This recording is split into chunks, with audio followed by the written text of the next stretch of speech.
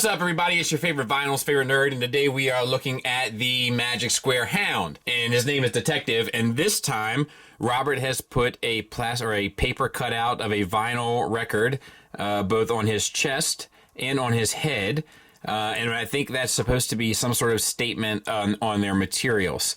So this dude has a lot of time on his hands. I say that to say this, we're going to take a look at him. But in order to do so, we got to start with accessories. He comes with a cage for Ravage, which is pretty cool.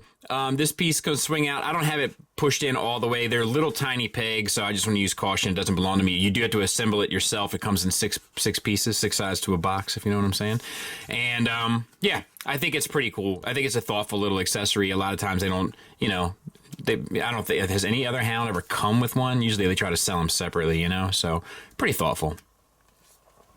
He comes with his shoulder-mounted missile. It hinges right here, as you can see. There's some silver accents, a couple different pieces of plastic, sculpted well enough, and will plug in to the hood of the Jeep. And obviously, I mean, if you had to or really wanted to, you know, you could plug this in for vehicle mode as well. A bit goofy, but it, you know, the option's there. Pistol. It's whatever. It's decent. Little to no sculpt work, no paint, etc. But he can hold it just fine. Now, to go along with this pistol, you get this little number here. That's like the effect of the shot or whatever. Blue translucent plastic, and plugs into the barrel of the pistol.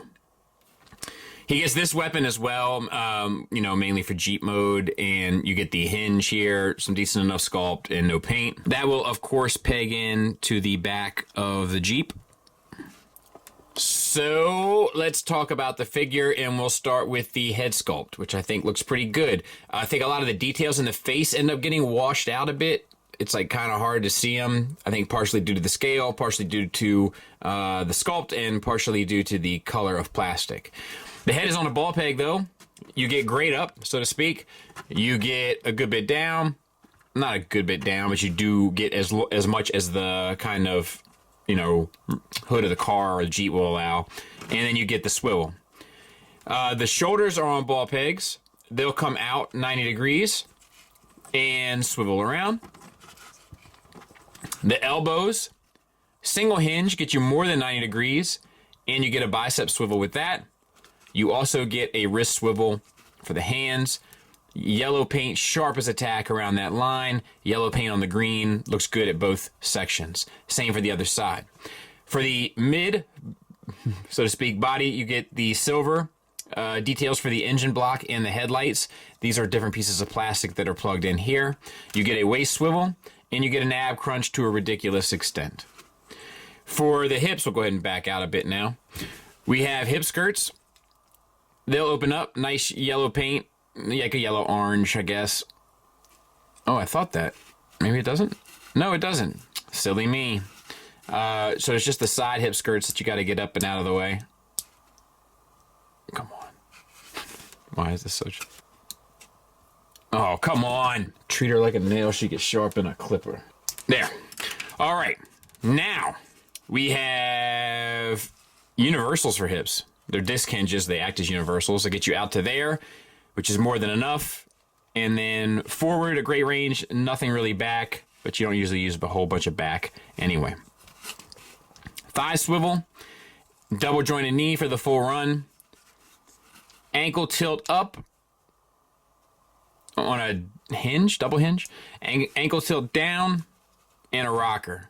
Little gray piece of plastic that gives you a little bit of breakup, some red paint on the back. You know, I mean, it's pretty good. It's business as usual, but you know, it's just the materials and stuff. It's the same sort of stuff that ends up irritating me. But I mean, everything that they do right, they continue to do so. Size comparison wise, for the sake of tradition, there he is with the old school Iron Factory scale blaster and a Hasbro Stunticon. There he is with New Age Optimus Prime and Megatron, so he should fit right with your New Age stuff for the most part as well. It's hard to say with New Age because some of the stuff is a little bit on the smaller side, but because the Prime are about the same size, it's good either way. And just to drive that point home, there he is with the Magic Square Prime as well. So it should work just fine. All right, so let's get him transformed. So you can go ahead and tuck the hands in, open up the forearm, and they'll spin around on a ball peg on both sides.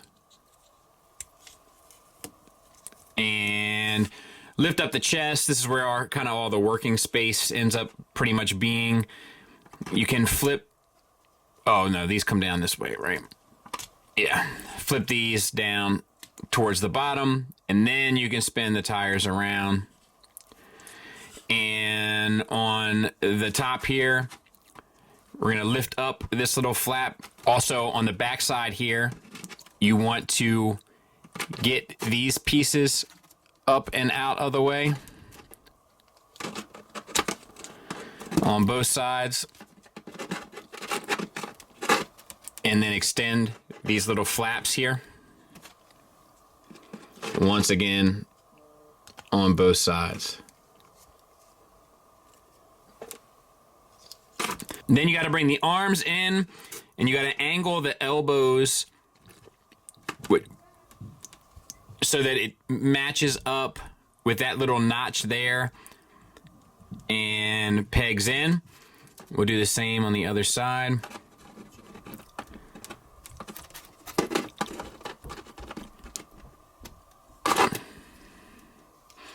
And it's a little tricky because of this ball peg here, because you want to be able to control the movement of the bicep, but it's kind of a tight joint, so it ends up moving the ball peg. There you go. That's what you're looking for. Then you can bring up the tires.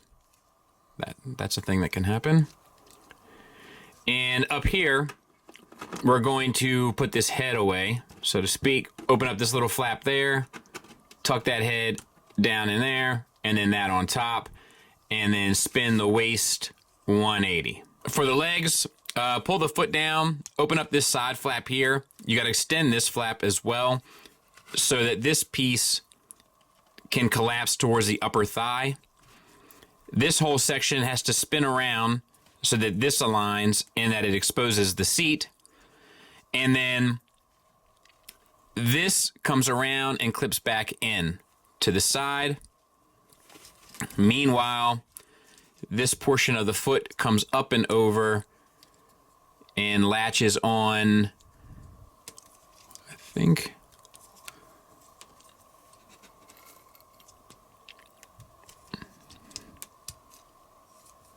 just trying to fit there. That's where it locks in. We'll do the same on this side. Open up, collapse, spin, and then wrap the tire section around, flip up this. Then you can connect both of these.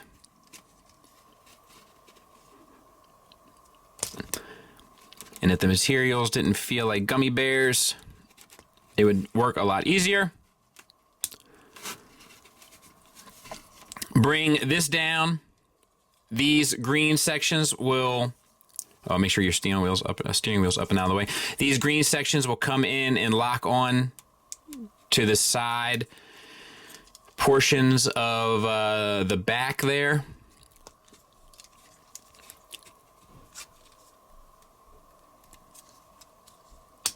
And then that should be underneath. And then these sections here will come around, and that little piece on the side of the hip will tab in to there on both sides. I'll get it cleaned up. We'll take a look at it. And I mean, there it is. You know, it rolls. Rubber tires. The little paint accents look good.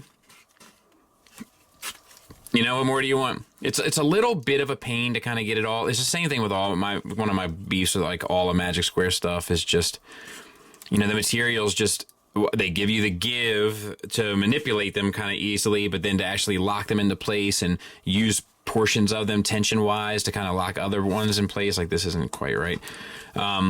Ends up being a bit of a bear. But yeah, I mean, it effectively does the job close enough anyway. It's a little skinny, but I don't think that's a big deal. There it is next to Tiger Tracks. Let's do final thoughts.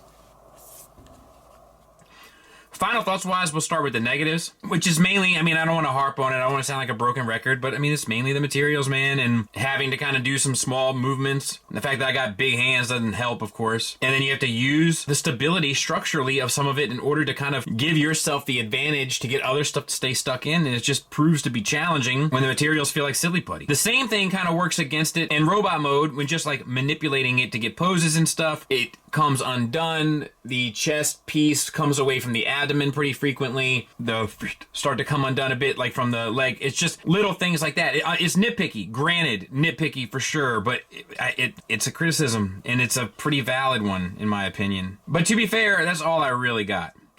As usual with Magic Square, there's a fair amount of positives. It's sculpted well, the paint, while not everywhere, is clean, sharp, and gives enough detail breakup to make it an interesting visually piece, you know what I mean? I feel like I've worded that all sorts of terrible, but you know what I'm saying. It's well articulated. Proportionally, the arms might be a little short, but it still works. It's a good sculpt. The transformation's interesting. So yeah, I mean, ultimately, it is a recommend for me. I'm only harping on the materials because, like, they do irritate me, but I certainly don't want us to suggest that it's bad enough where I wouldn't recommend it. It's sculpted well, it's painted well, the articulation works, the engineering is interesting. It's definitely a recommend for me. I think I just get frustrated because like I think a lot of Magic Square stuff is like so close to being perfect. So yeah, hope that helps. Thanks for listening. Thanks for watching. Until next time, take care.